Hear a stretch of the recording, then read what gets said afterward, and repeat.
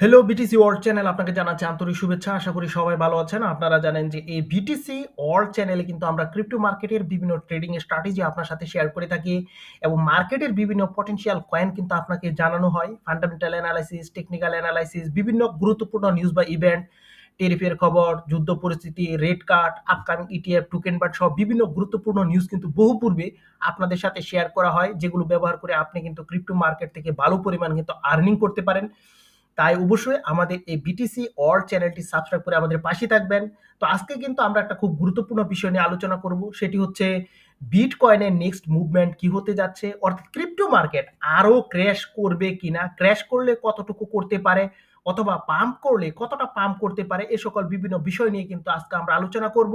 এবং আমরা কিন্তু শেষের দিকে ক্রিপ্টো মার্কেটের চার্ট অ্যানালাইসিস করে আপনাদের সাথে কিন্তু এই বিষয়টা আরো বিস্তারিতভাবে ব্যাখ্যা করব। তো প্রথমে আমরা কিন্তু কয়েন মার্কেট ক্যাপের একটা নিউজ এখানে আপনারা দেখছেন যে bitcoin climbs back above 85K as, rate cut expectation shorts. তো এখানে এই বিষয়টা হচ্ছে ফেডারেল রিজার্ভ সিস্টেমের যে এখানে প্রেসিডেন্ট রয়েছেন উইলিয়ামস, তিনি বলেছেন যে ডিসেম্বর মাসে একটা রেট কাট হবে।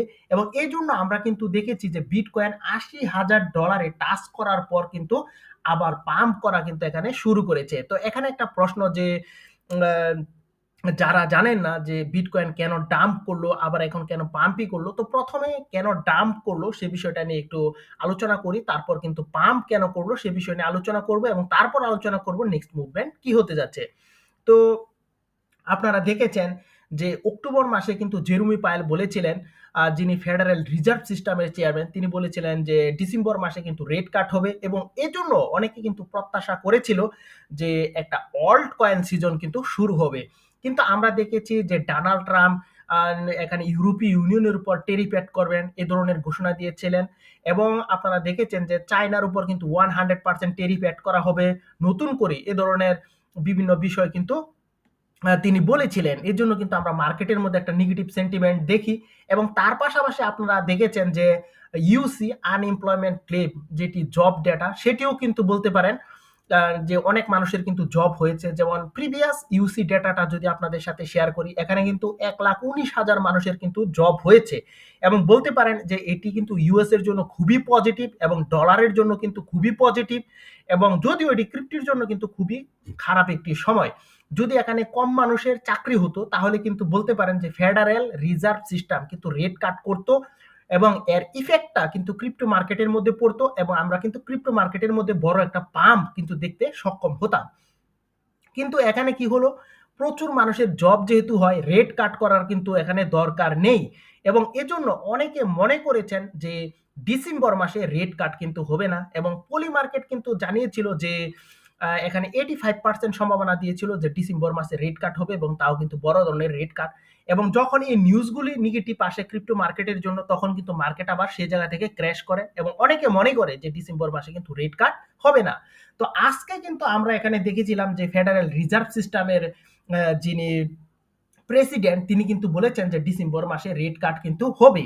এবং তার পাশাপাশি আমরা দেখেছি ডোনাল্ড ট্রাম্প এবং জেরুমি পায়েল, তারাও কিন্তু ডুবিশ মন্তব্য অর্থাৎ পজিটিভ মন্তব্য কিন্তু এখানে করছেন, বুলিশ মন্তব্য কিন্তু এখানে করেছেন। এই জন্য বিটকয়েন $80,000 টাচ করার পর কিন্তু দেখেছি যে মার্কেট এখান থেকে কিন্তু আবার পাম্প করা কিন্তু শুরু করেছে। তো এখন স্বাভাবিকভাবে আপনার মনে একটা কোয়েশ্চেন আসতে পারে যে বিটিসি কি পাম্প করবে কিনা। তো এখানে একটা বিষয় হচ্ছে, যদি এখানে ডোনাল্ড ট্রাম্প যদি নেগেটিভ মন্তব্য না করেন, অর্থাৎ টেরিফের ঘোষণা আবার নতুন করে কোনো দেশের উপর না দেন, অথবা যুদ্ধ পরিস্থিতির মতো নেগেটিভ কোনো ঘটনা যদি না ঘটে, তাহলে এবং এখানে যে নিউজ বিভিন্ন যে ইউসি রিপোর্ট রয়েছে, পিপিআই রিপোর্ট রয়েছে, সিপিআই রিপোর্ট রয়েছে, এগুলো যদি বলতে পারেন যে ক্রিপ্টো পজিটিভ আসে, তাহলে বলতে পারেন মার্কেট কিন্তু এখান থেকে পাম্প করবে, এটা কিন্তু বলাই যায়। তো যদি এখানে ডোনাল্ড ট্রাম্প যদি আবার নেগেটিভ মন্তব্য করেন, টেরিফের বিভিন্ন ইস্যু নিয়ে আসেন, তাহলে কিন্তু মার্কেট আবার ক্র্যাশ করবে। এবং ক্র্যাশ করার পর মার্কেট কোথায় যাব সে বিষয়টা কিন্তু আমরা শেষে আলোচনা করব, অথবা পাম্প করলে কতটা পাম্প করতে পারে সে বিষয় নিয়ে কিন্তু আমরা আলোচনা করব। তো আশা করি আপনারা মার্কেটের কি হতে যাচ্ছে সেই বিষয়ে কিন্তু আপনার একটা স্পষ্ট ধারণা কিন্তু অর্জন করতে যাচ্ছেন।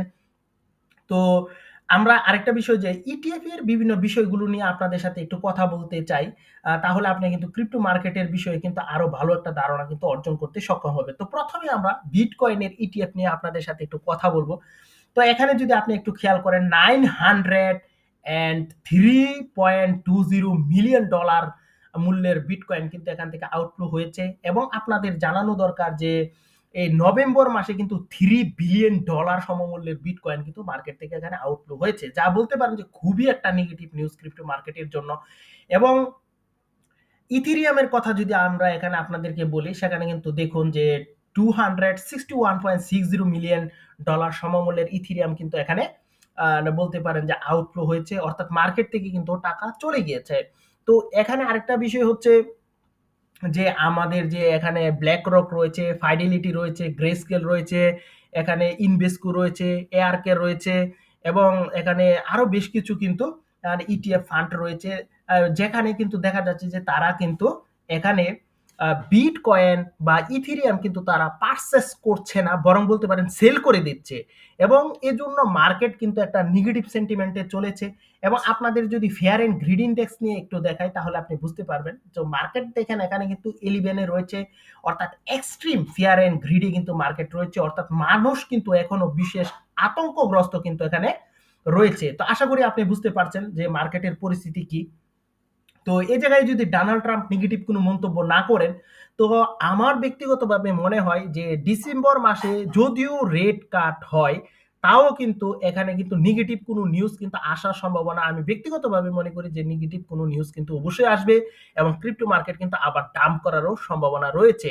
এবং যদি এখানে রেট কাট হয় তাহলে কিন্তু মার্কেট আবার পাম্প করবে এবং ডিসেম্বর মাসের পর কিন্তু অবশ্যই মার্কেট আবার ক্র্যাশ করার সম্ভাবনা রয়েছে। কারণ আপনারা জানেন যে প্রতি আম বিটিসি হাবিং এর ২ বছর পর আমরা জানি যে ডিসেম্বর মাসে সবসময় কিন্তু বিটকয়েনের মধ্যে একটা ডাউন ট্রেন্ড আমরা দেখি, অর্থাৎ বেয়ার মার্কেট কিন্তু স্টার্ট হয়ে যায়। তো সেই সাইকোলজিটা কিন্তু এখানে কাজ করবে যদি রেট কাট হয়েও থাকে। তো আশা করি মার্কেট সম্পর্কে বুঝছেন। তো এখন আমরা আপনাদেরকে কিন্তু চার্ট নিয়ে একটু এনালাইসিস করব যে মার্কেটের চার্ট কি বলছে সে বিষয়টা নিয়ে কিন্তু আলোচনা করব। তো এখানে যদি আপনারা একটু খেয়াল করেন বিটকয়েন কিন্তু $৮০,০০০ এর কিন্তু নিচে এসেছিল এবং এই নিউজটার জন্য কিন্তু এখানে আবার পাম্প করা কিন্তু এখানে শুরু করে। তো যদি পাম্প করে এখানে $৮০,০০০ থেকে যদি মার্কেট পাম্প করে, যেহেতু এখন পাম্প করছে, তো যদি কোনো নেগেটিভ নিউজ না আসে তাহলে এ পর্যন্ত অর্থাৎ $৯২,০০০ কিন্তু টাচ করার কিন্তু সম্ভাবনা কিন্তু রয়েছে। আর যদি নেগেটিভ নিউজ এসে যায়, অর্থাৎ ডোনাল্ড ট্রাম্প যদি টেরিফ অথবা যুদ্ধ পরিস্থিতির মতো ঘটনা ঘটে, তাহলে কিন্তু বলতে পারেন যে বিটকয়েন কিন্তু $৮০,০০০ এর যে একটা সাপোর্ট লাইন রয়েছে সেটি কিন্তু এখানে তারা ব্রেক ডাউন করবে এবং ব্রেক ডাউন করার পর কিন্তু এখানে $৭৮,০০০ যে একটা সাপোর্ট লাইন রয়েছে সেখানে কিন্তু অবশ্যই আসবে। তো সেটাও যদি ব্রেক করে তাহলে কিন্তু বলতে পারেন আমাদের লাস্ট একটা অ্যাটেম্প্ট রয়েছে $৭৪,০০০ এর, সেখানে কিন্তু ক্রিপ্টো মার্কেট আসতে পারে। তো আশা করি ক্রিপ্টো মার্কেটের বর্তমান পরিস্থিতি এবং নেক্সট মুভমেন্ট কি হতে পারে সে বিষয়ে আপনি বুঝতে পারছেন। তো অবশ্যই আমাদের এই বিটিসি ওয়ার্ল্ড চ্যানেলের পাশেই থাকবেন। তো নতুন কোনো পটেনশিয়াল বিষয় নিয়ে আবারও আপনাদের সাথে দেখা হবে। আজ এখানেই শেষ করলাম। Bye, by.